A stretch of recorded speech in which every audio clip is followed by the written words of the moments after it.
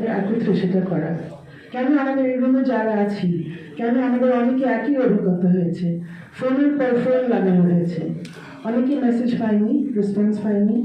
যারা মেসেজ পেয়েছে তাদেরকে বলা হয়েছে কিছু করা হচ্ছে, তারা অন্য কারোর সাথে যোগাযোগ করছে, কিন্তু একজনই বেরোল না, একজনই আসলো না।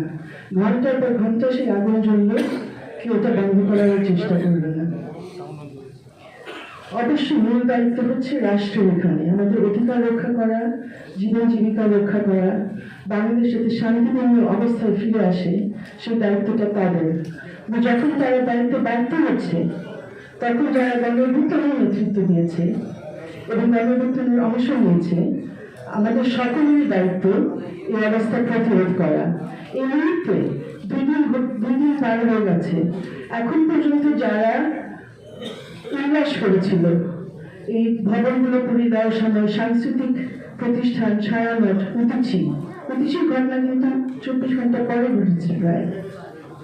সেটা কি কেউ জানতো না যে সেটা হতে যাচ্ছে? সেখানে কেউ যায়নি।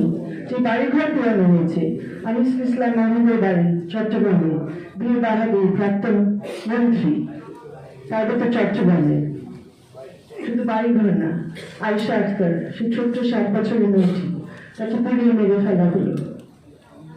ময়মনসিংহে দীপুচন্দ্র দাস, তাকে পুড়িয়ে মেরে ফেলা হলো। আমরা কি বানাচ্ছি বাংলাদেশে? কেন বানাচ্ছি? যদি আমরা গণঅভ্যুত্থানের অর্জনগুলো রক্ষা করতে চাই, এখন আমাদের সবাই মিলে প্রতিরোধ করতে হবে এবং সরকারও যে মানবাধিকার কর্মীরা বসে আছেন তাদেরকে জিজ্ঞেস করতে হবে কার মানবাধিকার তারা এখন রক্ষা করতে চায়। আজকে কয়েক ঘন্টা পর জেনিভা থেকে আমার পাবলিক স্টেটমেন্ট আপনারা পাবেন, প্রকাশ হবে। আমি সেটা এখন আপনাদেরকে পড়ে শোনাবো না, কিন্তু সেখান থেকে দু একটা কথা আমি তুলে ধরবো। প্রথমে আমরা সবাই তীব্র নিন্দা এবং প্রতিবাদ করছি যেভাবে ওসমান হাদিকে হত্যা করা হয়েছে দিন দুপুরে, যাতে করে দিন দুপুরে খোলাখুলিভাবে, যাতে করে আমাদের সবার মধ্যে একটা ভীতি সৃষ্টি হয়। আমি তীব্র নিন্দা এবং প্রতিবাদ করি যেভাবে গণরোষকে একটা অস্ত্র বানিয়ে ডেইলি স্টার এবং প্রথম আলোর উপরে হামলা করা হয়েছে, আবার যাতে গণমাধ্যমের মাধ্যমে যারা কাজ করে সবাইকে ভীতি দেখাবার জন্য। এটি একটা আমরা ইংলিশে যাকে বলি ইনসাইটমেন্ট, উস্কানি, এবং এই উস্কানির পেছনে কে আছে সেটা তদন্ত করে প্রকাশ করার দায়িত্ব সরকারের।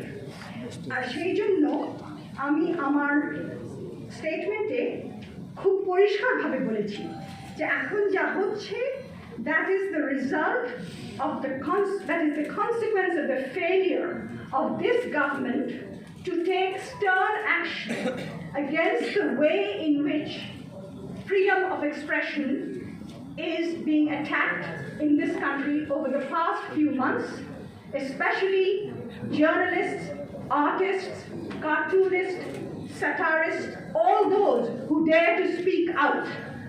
আমরা যারাই সাহস করে প্রতিবাদ করছি তাদের বিরুদ্ধেই এই আক্রোশটা বেরোচ্ছে, এই উস্কানিটা হচ্ছে।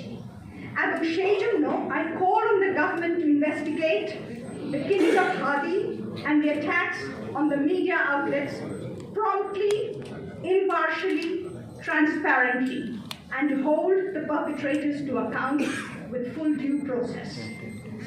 এবং নির্বাচনের আগে এই আমাদের অল্প সময়ের মধ্যে যেটুকু আছে তার মধ্যেই the government must also act rapidly to put in place effective protection and prevention measures to safeguard civil society, especially journalists, in the lead up to the elections. If this interim government, এই সরকার যদি তারা যে কথা দিয়েছেন যে তারা একটা সুষ্ঠু, শান্ত, নিরপেক্ষ নির্বাচন করবেন, সেই কথাটা যদি ওনারা রাখতে চান তাহলে they must uphold the right to freedom of expression. আপনারা এই পুরো স্টেটমেন্টটা পাবেন আজকে কয়েক ঘন্টার মধ্যে। Thank you.